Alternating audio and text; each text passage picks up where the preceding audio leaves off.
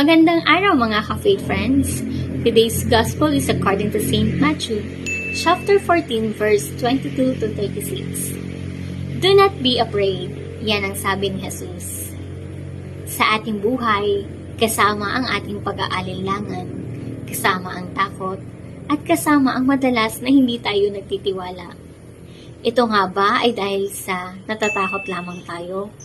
O dahil nagkukulang tayo sa pagtitiwala sa Panginoon?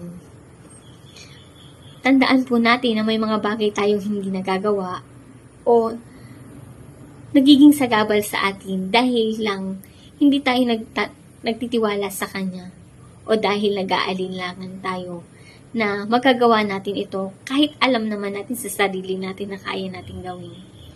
Sana po sa pagtalakay ng Ebanghelyong ito, matutunan natin na talagang dapat paniwalaan natin na lahat ng sinabi ni Jesus ay nangyayari o nagaganap.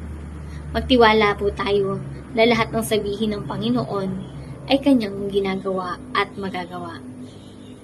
Tandaan din po natin, life is short, death is sure, job is just temporary, health is wealth, tomorrow is not a promise, eternity is at hand, and only God can save us.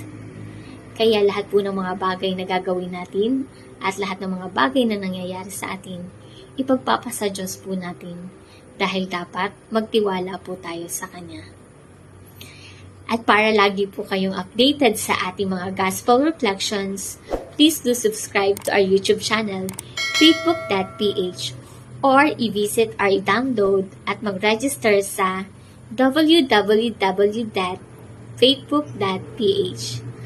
Oh, see you again mga ka-faith friends. God first!